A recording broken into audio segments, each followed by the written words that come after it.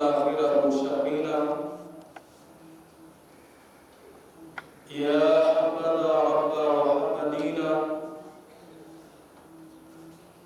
وحبذا محمد هادينا لولاه ما كنا ولا بقينا وأشهد أن لا إله إلا الله وحده صدق وعده ونصر عبده وأعز جنده وهزم الأحزاب وحده وأشهد أن سيدنا محمدا عبده ورسوله رب اشرح لي صدري ويسر لي أمري واحلل عقدة من لساني يفقه قولي وبعد فقد قال الله سبحانه وتعالى في كتابه العزيز الحكيم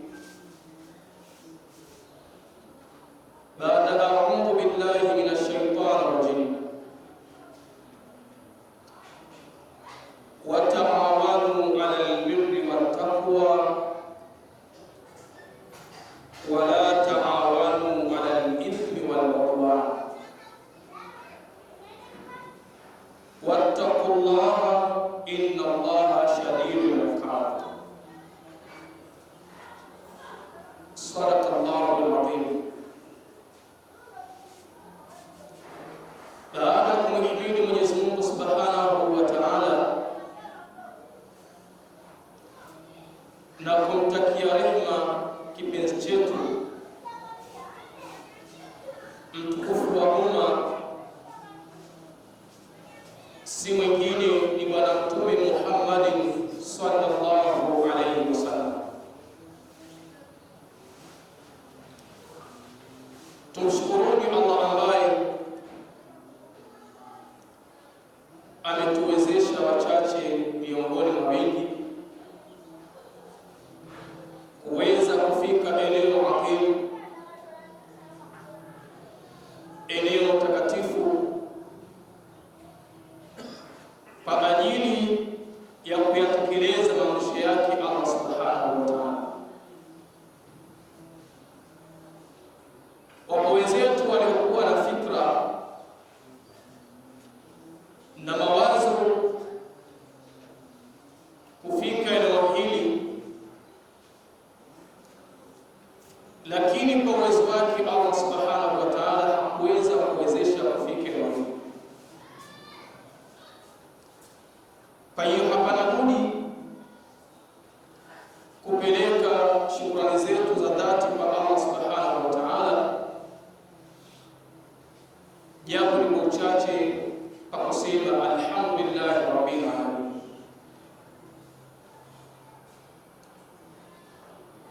Ahbabi rasulillah, awalan usikum wa tanbihan bi taqwallahi azza wa jalla. Ndugu zangu Waislamu, jambo la kwanza ambalo nitaweza kuhusia na vile vile kuihusia nafsi yangu ni katika swala zima la kumcha Allah subhanahu wa ta'ala, ama ni katika swala zima la kumwogopa Allah subhanahu wa ta'ala, kwani hatuwezi kufanikiwa katika maisha ya duniani wala maisha ya akhera isipokuwa kwa kushikamana na maamrisho yake Mwenyezi Mungu Subhanahu wa Ta'ala. Allah atujalie tuwe miongoni mwa wacha Mungu.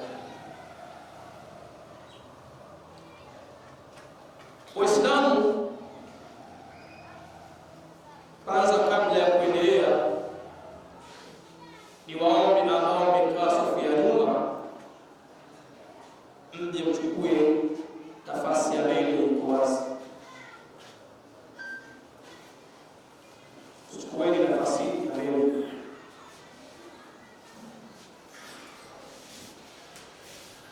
Kwa wale wazee ambao ambao ni mashida mpaka wenyewe, basi wenyewe ukuta. Ndugu zangu Waislamu, katika Ijumaa ya leo, jambo ambalo litaweza kuwakumbusha, lakini vile vile kuikumbusha nafsi yangu, ni katika suala zima la kuhurumiana. Bado tunaendelea na kuelezea suala zima la kuhurumiana. Ndugu zangu Waislamu, mada hii ya kuhurumiana ni mada panafu sana, ni mada ndefu sana,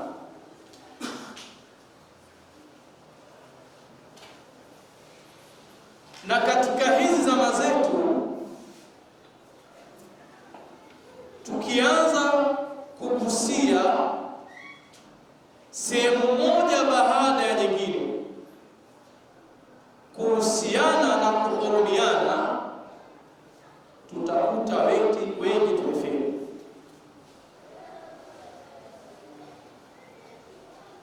Tukiangalia katika hili jambo la kuhurumiana,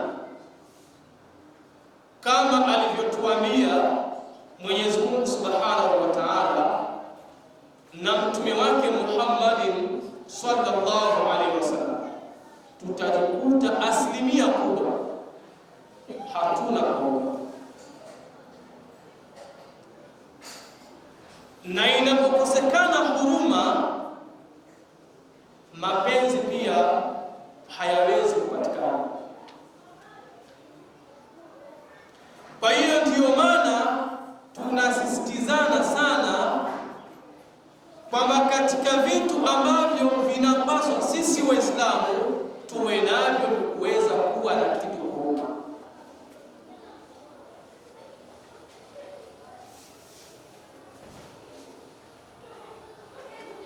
Tulete miongoni mwa mifano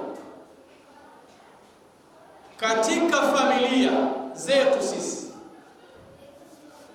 Baadhi yetu katika familia, anawezekana mmoja Mwenyezi Mungu Subhanahu wa Ta'ala akampa mtihani wa maradhi.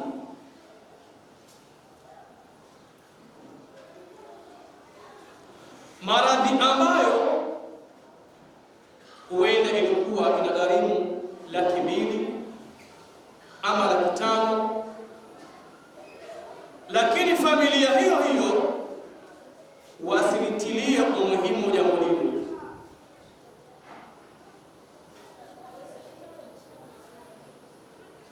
wakamwacha akaugua mpaka akaweza kufariki. Anapofariki sasa, unakuta ndugu wale ambao walishindwa kumsaidia ndugu yao, kumtibu, kumpeleka hospitali, kuweza kupata matibabu, huku walishindwa. Lakini utakuta katika ile familia watu wanajitokeza kuwa wadhamini. Huyu anasema mimi nitaleta kilo 300 za mchele.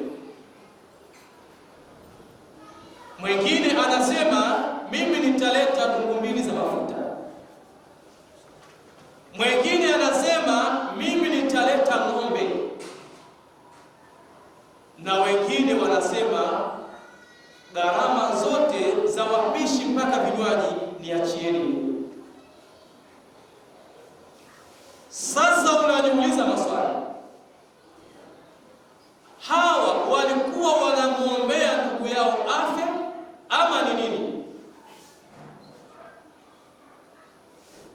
Jawabu utakuta ni huruma imekosekana. Huruma ikikosekana, mapenzi tena hakuna. Baadhi ya familia zetu zipo katika hali kama hizo, hawadhamini kabisa.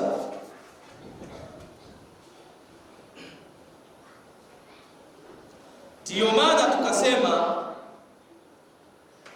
kama lau tunaanza kugusia nukta baada ya nukta, tutajikuta wengi sisi hatuna huruma.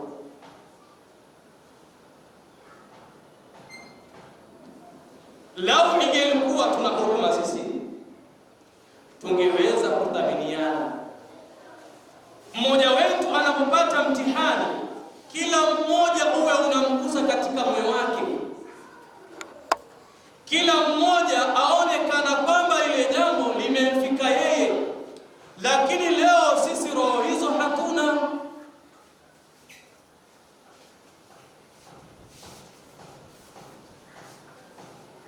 Kwa hiyo huruma ndiyo inayosababisha mapenzi kati yetu.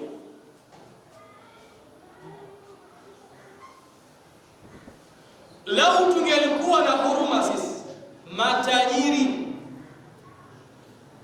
waliokuwa na uwezo,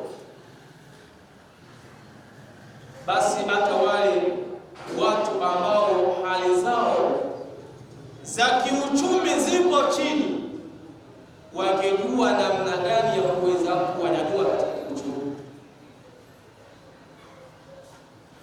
Lakini kwa kuwa hatuna ile huruma na mapenzi hatuna, ndiyo tunafikia wakati tunaona haramu kumsaidia mwenzake, tunaona haramu kusaidiana.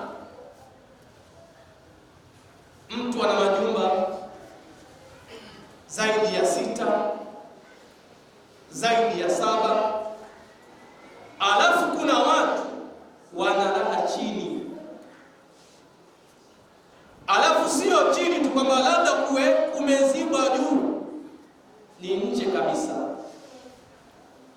Jua likipiga ni lake, mvua ikinyesha ndio wa kwanza kujua kwamba mvua imenyesha sana.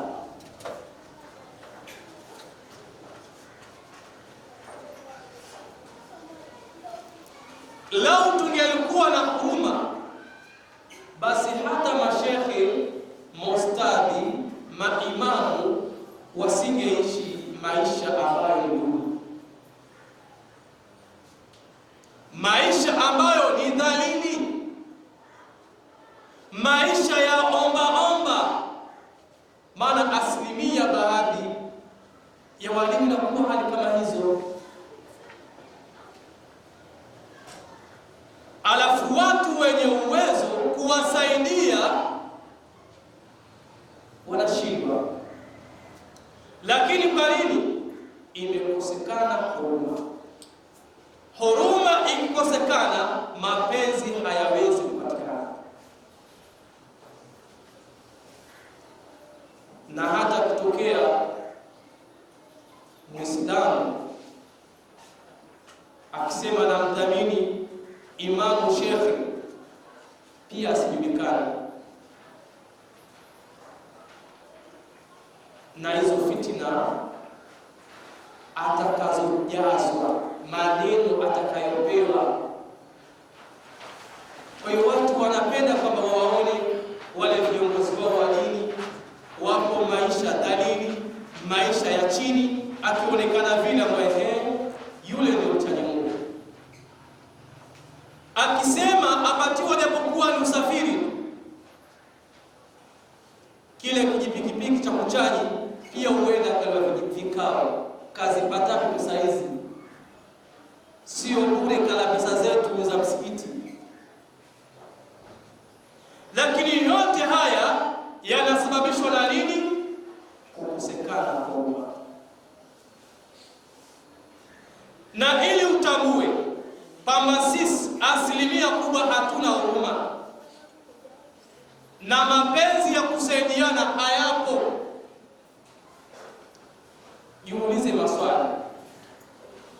Toka ulipoamka, jirani yako unafahamu maisha ambayo anaishi? Wewe umekula vizuri, umeshiba. Je, jirani yako kuna chochote ambacho kwamba umempelekea? Je, haya ndiyo maisha ambayo aliishi Bwana Mtume Muhammadin sallallahu alaihi wasallam? Tutajikuta sisi twaishi maisha tofauti aliyokuwa akiishi Bwana Mtume Muhammadin sallallahu alaihi wasallam na masahaba zake. Mtume yeye alikuwa na huruma, mtume yeye alikuwa ana mapenzi, waliokuwa chini anawajali. Kwa nini sisi hatujaliani?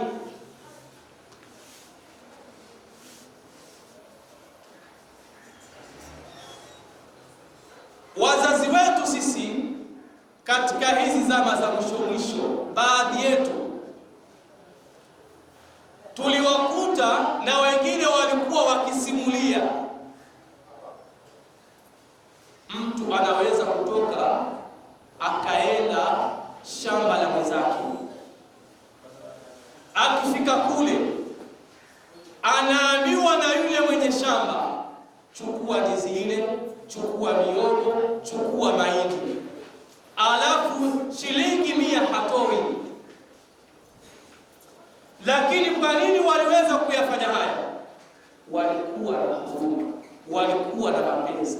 Je, sisi hali hii sasa hivi tunayo? Nenda kwa mwenye shamba katika zama zetu hizi, kachume ile parachichi tu ama kachume ndizi moja, alafu kesi yake utaiona. Tena wewe ukaamba ndio huyu nilokuwa namtafuta siku zote, atalipa gharama zote. Hawapo wazee wa siku hizi waliokuwa wakifanya kama wazee wa zamani, kuwa na yale mapenzi, ile huruma, kuweza kusaidiana. Mtu akifika kwa mwenzake anaambiwa chukua tani yako, na hata hayupo, kama ni miogo anachukua, na wala hakuna chochote, haulizwi na wala hasemi.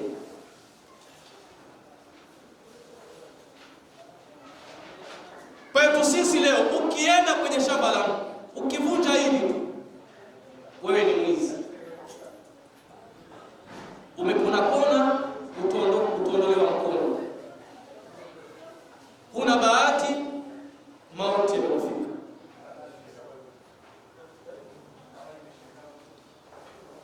Baadhi ya wazee wetu walikuwa wanatuelezea na tulikuwa tukiwaona wakati hata ule wa mwezi tukufu wa Ramadhani, kama ni sehemu Waislamu ule mtaa wote wanakula kikao hiki kimoja, aliyokuwa na miogo ataweka pale, aliyokuwa na maandazi aweka pale, aliyokuwa na choroko aweka pale, watu wote wanakula. Je, hali hii sasa hivi ipo?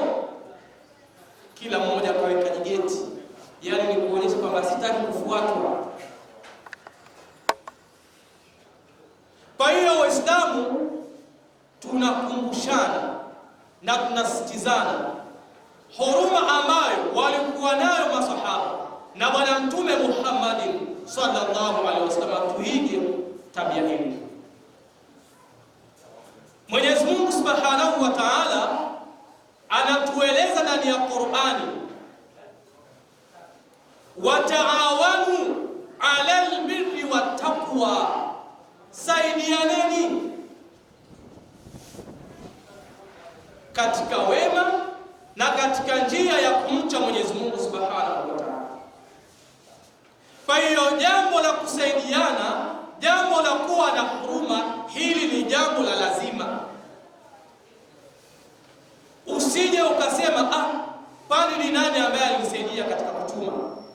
Ni nani aliyenisaidia mimi kuzipata mali zangu? Hivi mtu anatambua shida ambazo nimepitia mimi? Hiyo sio kauli ya kuzungumza. Haijalishi umesaidiwa na wala hujasaidiwa, lakini kumsaidia mwenzako ni lazima. Kwa hiyo Allah subhanahu wa ta'ala anatueleza ndani ya Qur'an, wataawanu alal birri wattaqwa, saidianeni katika wema na katika kumcha Mwenyezi Mungu subhanahu wa ta'ala. Wala taawanu alal ithmi wal udwan, na wala msaidiane katika njia za kupata madhambi wala kupituka mipaka. Baadhi ya sisi wanadamu tunakuwa wazito sana kusaidiana katika wema, katika njia nzuri, lakini wepesi sana kusaidiana katika maasi. Mtu weza kuwa na binti anamsumbua, lengo lake ni kumpata, rafiki yake akamsaidia, akampa njia. Bwana unapata tabu bure, yule pita hivi, fanya hivi, fanya hivi, bwana ingia katika 18. Baadhi yetu tupo hivyo kwenye kusaidiana katika maasi, ni wepesi sana kuliko kwenye wema ama katika njia ambayo Mwenyezi Mungu Subhanahu wa Ta'ala anahimia. Katika hadithi ambayo imepokelewa na Abi Hurairah radhiyallahu anhu, qala Rasulullah sallallahu alayhi wasallam, ghufira limra'atin mumisatin. Hadithi hii imekuja kutuelezea faida ya kuweza kuhurumiana ama faida ya mtu kuwa na huruma anapomsaidia mwenzake. Lakini sio binadamu tu, hata mnyama unapaswa umhurumie.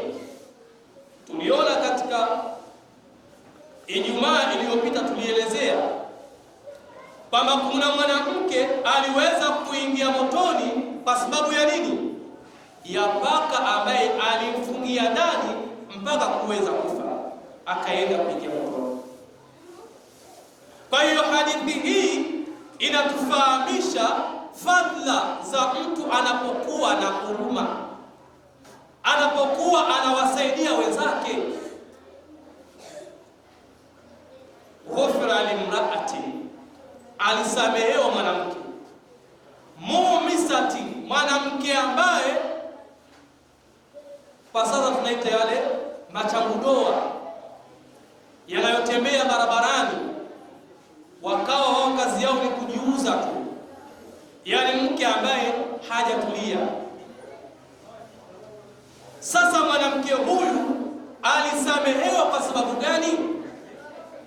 Marrat bikalbi ala ra'si rakiyin yalha, siku moja alipita ghafla akakutana na paka.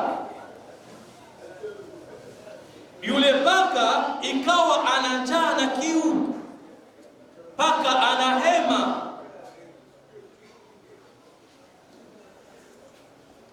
Yaakulu thara min al-atash, tena yule paka alivyozidiwa na ile njaa mpaka kafikia wakati anakula michanga. Fanaza'at khuffaha fa'awdakatuhu bihimariha, yule mwanamke alipomwona yule paka anateseka, anapata shida, akaweza kuvua kiatu chake. Alikuwa amevaa kiatu. Alipovua kile kiatu, akaondoa na mtandio wake ambao amejistiri, akatengeneza mfano wa kata, akaenda kwenye kisima. Fanazaati lahu min alma'i, akachota maji akampa yule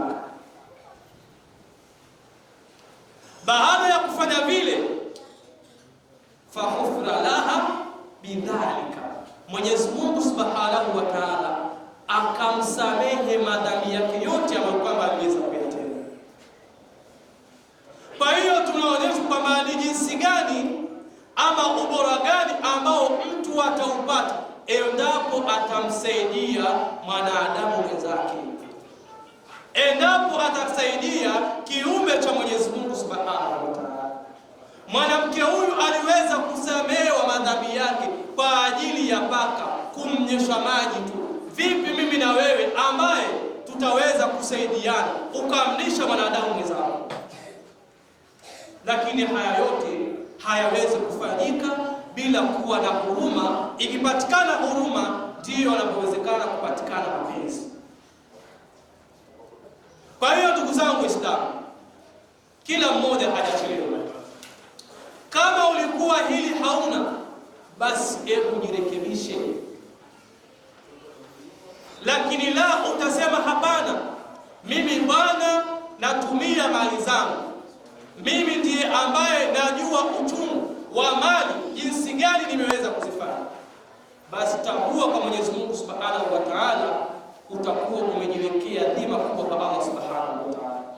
Qala ash-shair tarju najata wala tasduk masalikaha inna safinata la tajri ala al-yabas. Assalamu alaykum wa rahmatullahi